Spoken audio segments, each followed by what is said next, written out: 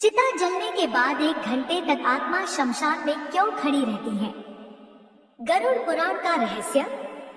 जय श्री कृष्ण मित्रों।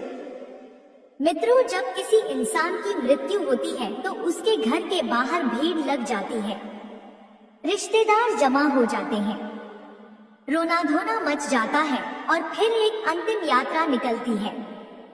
श्मशान घाट की तरफ राम नाम सत्य है के नारे लगते हैं और उस शरीर को जिसे कल तक मखमल के गद्दों पर नींद नहीं आती थी, उसे लकड़ियों के ढेर पर लिटा दिया जाता है, आग लगा दी जाती है और जब वह शरीर धू धू करके जलने लगता है तो धीरे धीरे सारे रिश्तेदार, सारे दोस्त और परिवार वाले वहां से जाने लगते हैं।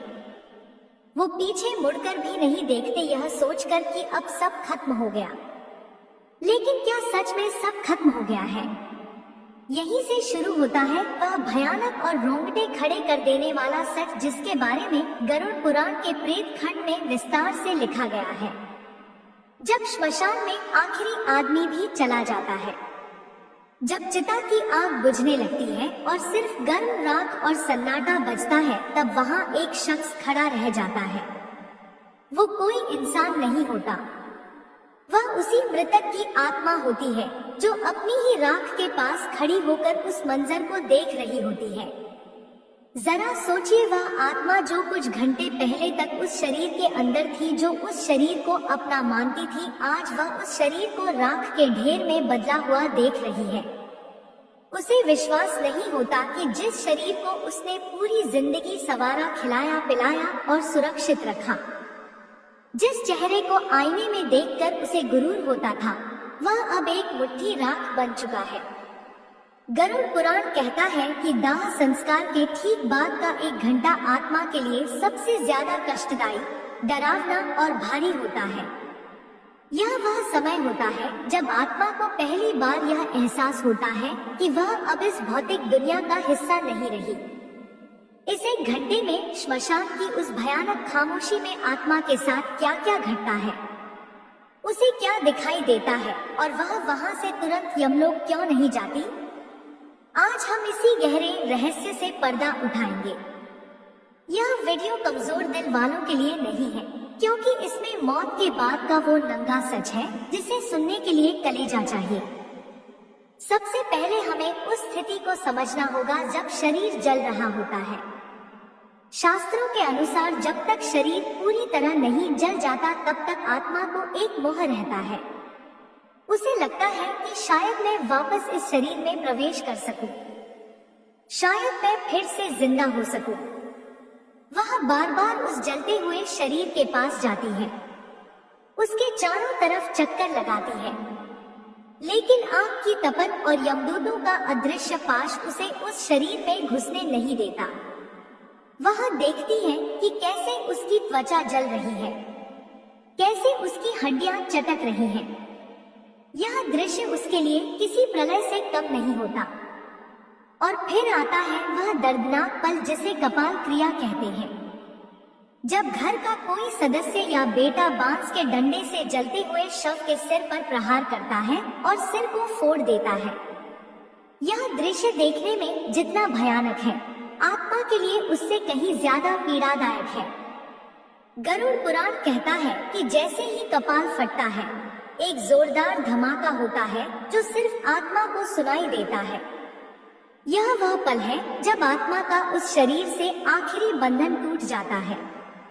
उसे समझ आ जाता है कि अब वापसी का कोई रास्ता नहीं बचा, यह दरवाजा हमेशा के लिए बंद हो चुका है। लेकिन असली कहानी तो इसके बाद शुरू होती है, जब कपाल क्रिया हो जाती है और शरीर जलकर खाक हो जाता है। तब नियम के अनुसार घर वाले और रिश्तेदार वहां से लौटने लगते हैं। शास्त्रों में सख्त नियम है कि श्मशान से लौटते वक्त पीछे मुड़कर नहीं देखना चाहिए। क्या आपने कभी सोचा है कि ऐसा क्यों कहा जाता है? इसके पीछे एक बहुत बड़ा और डरावना कारण है। जब परिवार वाले वहां से जाने लगते हैं तो आत्मा घबरा जाती है। उसे लगता है कि यह लोग मुझे इस सुनसान और डरावनी जगह पर अकेला छोड़कर कहां जा रहे हैं। वह चिल्लाती है, आवाज देती है कि रुको, मुझे भी साथ ले चलो, मैं यहाँ अकेला नहीं रह सकता, मुझे डर लग रहा है। लेकिन उसकी आवाज किसी को सुनाई नहीं देती, क्योंकि अब वह आवाज हवा में गूंजने वाली ध्वनि नहीं बल्कि एक कंपन है। वह आत्मा दौड़ती है, अपने बेटे को पकड़ने की कोशिश करती है, अपनी पत्नी या पति को आवाज देती है, उनके कपड़ों को पकड़ने की कोशिश करती है, लेकिन उसका हाथ उनके शरीर के आर पार निकल जाता है। वो किसी को छू नहीं सकती, किसी को रोक नहीं सकती। और जब वह देखती है कि उसके अपने ही लोग, जिनके लिए उसने पूरी जिंदगी पाप किए, झूठ बोला, बेईमानी की, रात दिन एक करके पैसा कमाया, वो आज उसे एक अनजान जगह पर राख के ढेर के पास अकेला छोड़कर जा रहे हैं, तब उसे जीवन का सबसे बड़ा धोखा महसूस होता है। उसे समझ आता है कि दुनिया का कोई भी रिश्ता आखिर तक साथ नहीं देता, सब मतलब के साथी थे। जैसे ही शरीर ने साथ छोड़ा, सबने मुंह मोड़ लिया। अब सवाल आता है कि आत्मा उस श्मशान में 1 घंटे तक क्यों रुकती है? वह तुरंत उनके पीछे क्यों नहीं जाती? गरुड़ पुराण के अनुसार शमशान भूमि भगवान शिव का निवास स्थान मानी जाती है, लेकिन यह अतृप्त आत्माओं, भूतों और पिशाचों का गढ़ भी है। जब कोई ताजा मृत्यु होती है तो उस आत्मा के चारों तरफ एक सुरक्षा कवच होता है, जो उसे कुछ समय के लिए श्मशान की नकारात्मक शक्तियों से बचाता है। लेकिन जैसे जैसे समय बीतता है, वह कवच कमजोर पड़ने लगता है। उस 1 घंटे के दौरान आत्मा को श्मशान में मौजूद दूसरी भटकती हुई रूहें दिखाई देने लगती है। उसे अजीब अजीब सी डरावनी आवाजें सुनाई देती हैं। वो देखती है कि वहाँ कई ऐसी आत्माएं हैं जो सैकड़ों सालों से मुक्ति के लिए तरस रही हैं, जो भूख और प्यास से तड़प रही हैं, जिनका शरीर विकृत हो चुका है। कुछ आत्माएं हवा में तैर रही होती हैं, तो कुछ जमीन पर रेंग रही होती हैं। वह नई आत्मा को देखकर उसकी तरफ लपकती है, उसे डराने की कोशिश करती है। यह दृश्य देखकर वह नई आत्मा डर के मारे कांपने लगती है। वह छिपने की जगह ढूंढती है, लेकिन श्मशान के खुले मैदान में छिपने की कोई जगह नहीं होती। उसे अपनी गलतियों का, अपने पापों का पछतावा होने लगता है। वह सोचती है कि काश मैंने जीवन में कुछ पुण्य किया होता, काश मैंने भगवान का नाम लिया होता तो आज मुझे यह दिन नहीं देखना पड़ता। गरुड़ पुराण कहता है कि उस 1 घंटे में आत्मा को यमदूत तुरंत नहीं पकड़ते, वह उसे छोड़ देते हैं ताकि वह अपनी आंखों से देख सके कि जिस शरीर और जिस संसार पर उसे इतना घमंड था, उसकी असली औकात क्या है। यह श्मशान वैराग्य का क्षण होता है, आत्मा को यह एहसास दिलाने के लिए कि तूने क्या खोया है और क्या पाया है, उसे वहां रुकना पड़ता है। उस समय आत्मा को एक बहुत ही विचित्र अनुभव होता है। उसे समय का ज्ञान नहीं रहता। जो हमारे लिए 1 घंटा है, वह उस आत्मा के लिए कई दिनों के बराबर लगता है। उस अकेलेपन में, उस सन्नाटे में उसे अपने जीवन की रील दिखाई देने लगती है। गरुड़ पुराण इसे जीवन समीक्षा या लाइफ रिव्यू कहता है। बचपन से लेकर जवानी तक और जवानी से लेकर बुढ़ापे तक उसने जो भी कर्म किए, चाहे वह बंद कमरे में किए हो या सबके सामने, सब कुछ उसकी आंखों के सामने तैरने लगता है। उसने किस किस का दिल दुखाया, किस किस का हक मारा, किस किस को धोखा दिया, वह सब उसे याद आने लगता है। और सबसे बड़ी बात, उसे यह भी दिखाई देता है कि उसके उन कर्मों का दूसरों पर क्या असर पड़ा। अगर उसने किसी गरीब की मजदूरी मारी थी, तो उसे उस गरीब के बच्चे भूख से रोते हुए दिखाई देते हैं। अगर उसने किसी जानवर को पत्थर मारा था, तो उसे उस जानवर का दर्द महसूस होता है। यह मानसिक पीड़ा शारीरिक पीड़ा से कई गुना ज्यादा होती है। आत्मा चीखती है, रोती है, लेकिन वहाँ उसके आंसू पहुँचने वाला कोई नहीं होता। वहाँ सिर्फ हवा की सनसनाहट होती है और दूर कहीं कुत्तों के रोने की आवाज। यह वह समय है जब इंसान को अपनी असलियत का पता चलता है। उसे समझ आता है कि जिन पर प्रतिष्ठा और पैसों का उसे इतना घमंड था, वो सब तो श्मशान के गेट के बाहर ही छूट गए। अंदर तो सिर्फ वह और उसके कर्म ही आए हैं। श्मशान की उस भूमि पर खड़े होकर आत्मा देखती है कि उसके शरीर की राख अब ठंडी हो रही है। वो उस राख को छूने की कोशिश करती है। उसे याद आता है कि इसी शरीर पर वह महंगे कपड़े पहनती थी, इसे इत्र से महकाती थी, लेकिन आज यह राख हवा में उड़ रही है और कोई इसे समेटने वाला भी नहीं है। यह शून्यता उसे तोड़ देती है। लेकिन कहानी यही खत्म नहीं होती। जब वह 1 घंटा बीत जाता है और परिवार वाले घर की तरफ काफी आगे निकल चुके होते हैं, तब आत्मा का मोह फिर से जागता है। वह डरती है, घबराती है और भागते हुए अपने परिवार के पीछे जाती है। वह देखती है कि उसके बेटे और भाई बातें करते हुए जा रहे हैं। वह उनकी बातें सुनने की कोशिश करती है। कई बार उसे यह सुनकर धक्का लगता है कि वे लोग उसके जाने का दुख मनाने के बजाय उसके बैंक खाते और जायदाद की बातें कर रहे हैं। वे चर्चा कर रहे होते हैं कि अब दुकान कौन संभालेगा, मकान का बंटवारा कैसे होगा। यह सुनकर आत्मा को ऐसा लगता है जैसे किसी ने खंजर घोंप दिया हो। वह चिल्लाती है, अरे मूर्खों, मैं अभी गया भी नहीं और तुम लोगों ने बंटवारा शुरू कर दिया। लेकिन उसकी आवाज उन तक नहीं पहुंचती। इसीलिए कहा जाता है कि घर में प्रवेश करने से पहले लोहे को छूना चाहिए, आग को छूना चाहिए या नियम की पत्ती चबानी चाहिए। यह सब इसलिए किया जाता है ताकि अगर वह आत्मा मोहवश आपके पीछे पीछे घर तक आ गई है तो वह घर के अंदर प्रवेश ना कर सके। क्योंकि अगर मृत्यु के तुरंत बाद आत्मा घर में प्रवेश कर जाए और उसे मुक्ति ना मिले तो वह घर में प्रेत बनकर रहने लगती है। गरुड़ पुराण में लिखा है कि आत्मा को प्यास लगती है। बहुत तेज प्यास, दाह संस्कार की गर्मी से उसका सूक्ष्म शरीर जल रहा होता है। वो पानी मांगती है। वो अपने घर के मटों के पास जाती है।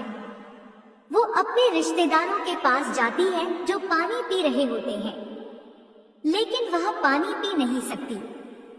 उसकी गर्दन, जिसे गरुड़ पुराण में सुई की नोक जैसा बताया गया है, इतनी पतली हो जाती है कि वह पानी की एक बूंद भी निगल नहीं पाती।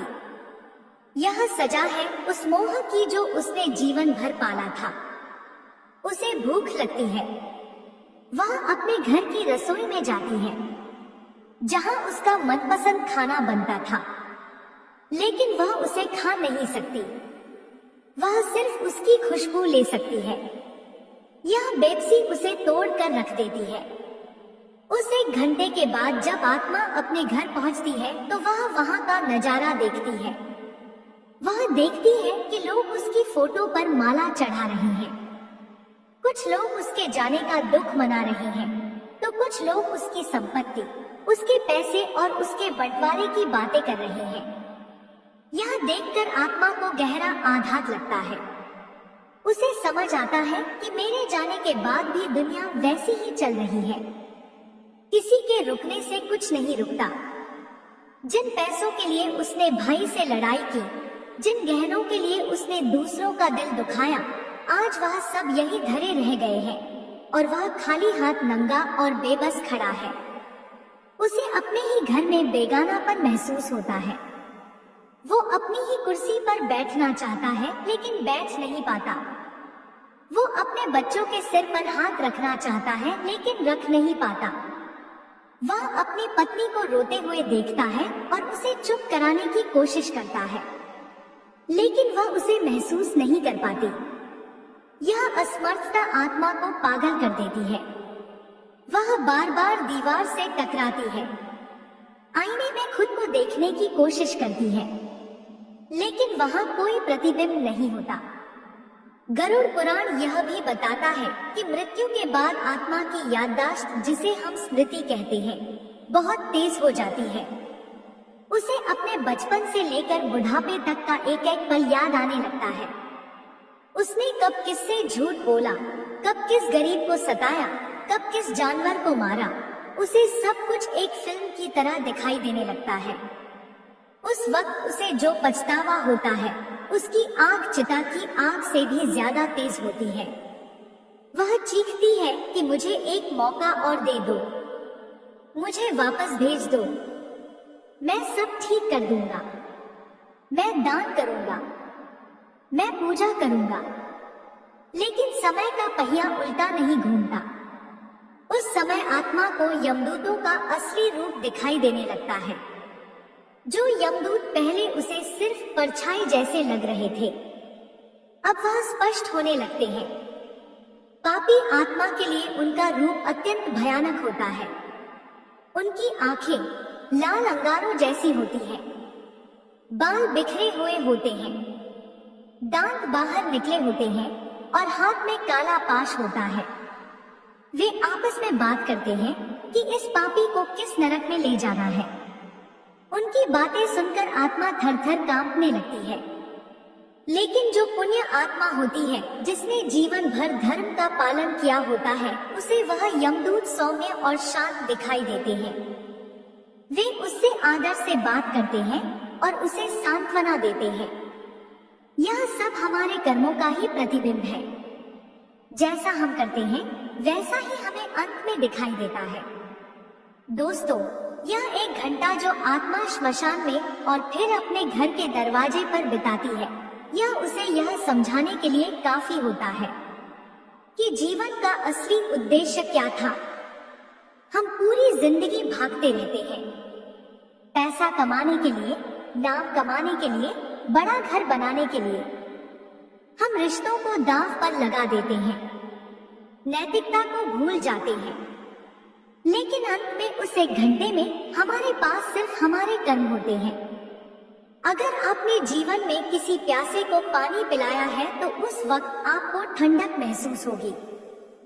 अगर आपने किसी नंगे को कपड़ा दिया है तो उस वक्त आपको सुरक्षा महसूस होगी। लेकिन अगर आपने सिर्फ छीना है, सिर्फ बटोरा है, तो उस वक्त आपको सिर्फ तड़प मिलेगी। गरुड़ पुराण का यह ज्ञान हमें डराने के लिए नहीं है, यह हमें जगाने के लिए है। यह हमें बताता है कि जिस मौत से हम इतना डरते हैं वह तो आनी ही है, और जब वह आएगी तो हमारे बैंक बैलेंस, हमारी डिग्रियां, हमारे फॉलोअर्स कुछ काम नहीं आएंगे।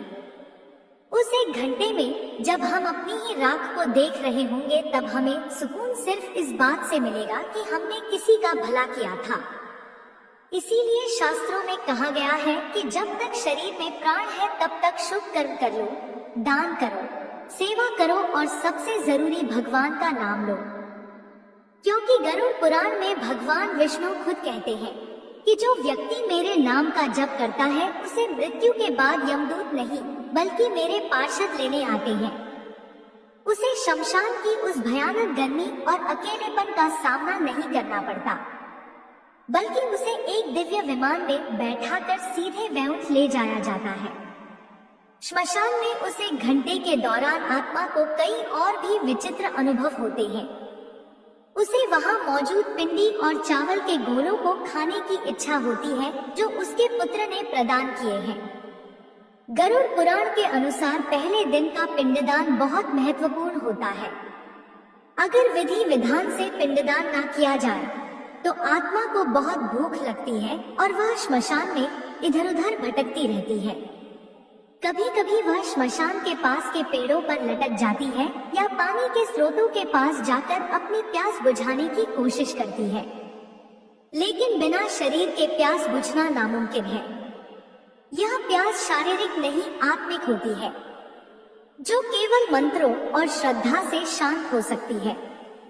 जो लोग श्राद्ध और पिंडदान को बेकार मानते हैं, उन्हें यह समझना चाहिए कि यह भोजन शरीर के लिए नहीं बल्कि उस यात्रा के लिए है जिस पर आत्मा निकली है। बिना इस भोजन के आत्मा कमजोर हो जाती है और प्रेत योनि में जाने का खतरा बढ़ जाता है। एक और बात जो गरुड़ पुराण बताता है वो यह है कि उस समय आत्मा को अपने पूर्वज भी दिखाई दे सकते हैं।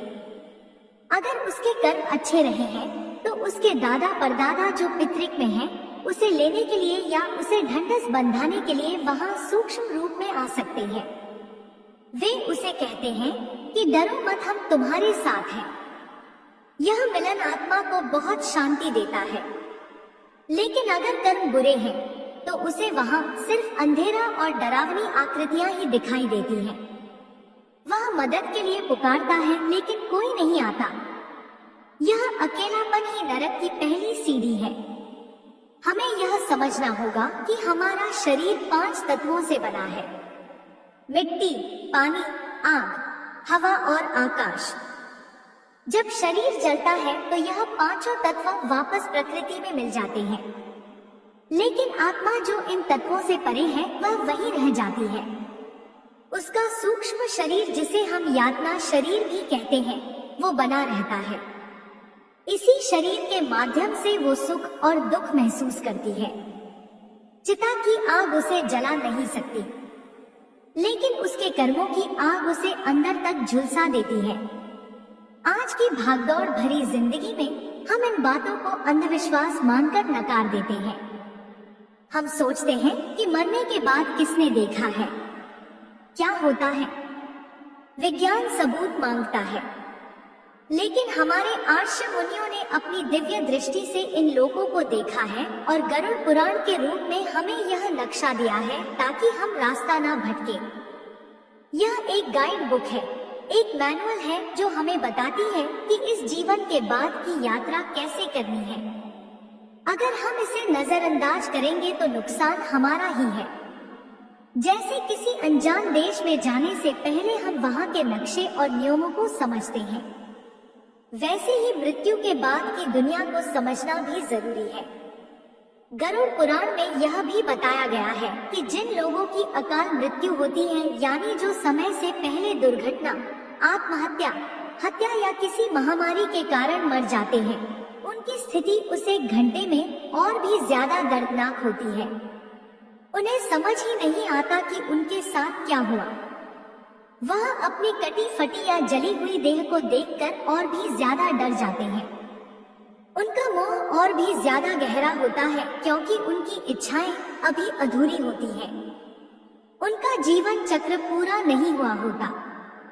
ऐसे में उनके लिए पिंडदान, तर्पण और नारायण बलि जैसी पूजा और भी ज्यादा जरूरी हो जाती है।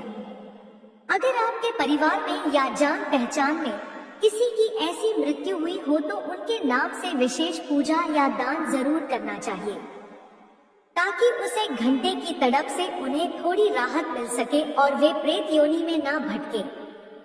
तो दोस्तों, आज रात जब आप सोने जाएं, तो एक बार सोचिएगा जरूर कि अगर कल मेरी आंख ना खुले और मैं उस श्मशान में अपनी राख के पास खड़ा रहूं, तो मेरे पास खुश होने के लिए क्या होगा? क्या मेरे पास कोई ऐसा कर्म है जिसे देखकर मैं कह सकूं कि हाँ, मेरा जीवन सफल था? अगर जवाब ना है तो अभी भी देर नहीं हुई है। सांसें चल रही हैं, मतलब मौका बाकी है। आज से ही, अभी से ही अपने जीवन की दिशा बदल दीजिए। नफरत छोड़िए, प्रेम बांटिए, लालच छोड़िए, दान कीजिए और अहंकार छोड़िए, भक्ति कीजिए। अपने माता पिता की सेवा कीजिए, क्योंकि गरुड़ पुराण कहता है कि जो अपने माता पिता को दुख देता है उसे यमलोक के मार्ग में आग पर चलना पड़ता है। जो पराई स्त्री पर बुरी नजर डालता है उसकी आंखों में लोहे की सलाखें डाली जाती हैं।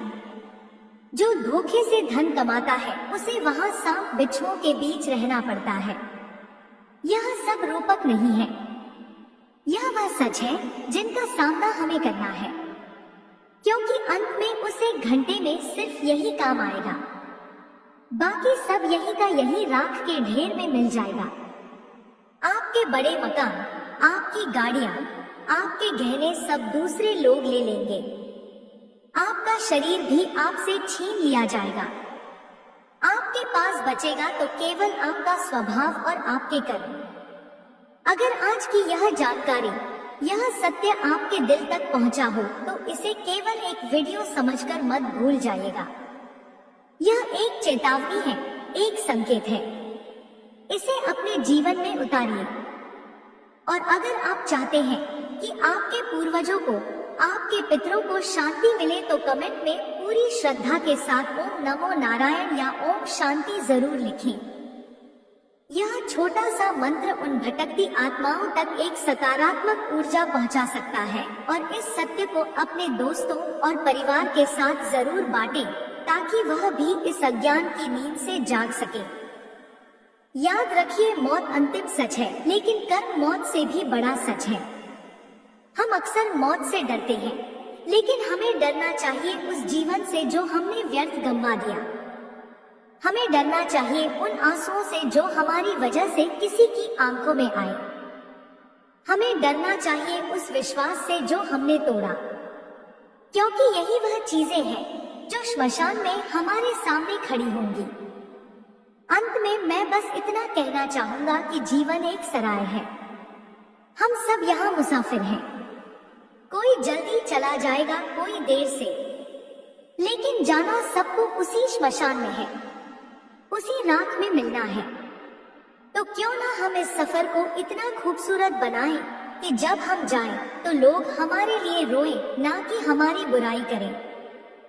क्यों ना हम इतने पुण्य कमा लें कि जब हम उस श्मशान में अकेले खड़े हो तो हमें डर ना लगे, बल्कि एक संतोष हो कि मैंने अपना जीवन सही तरीके से जिया और जब यमदूत आए तो हम मुस्कुराते हुए उनके साथ चल पड़े एक नई और बेहतर यात्रा की ओर। आपको हमारी वीडियो पसंद आई हो तो हमारे चैनल को लाइक और सब्सक्राइब करें। कमेंट बॉक्स में जय श्री कृष्ण अवश्य लिखें।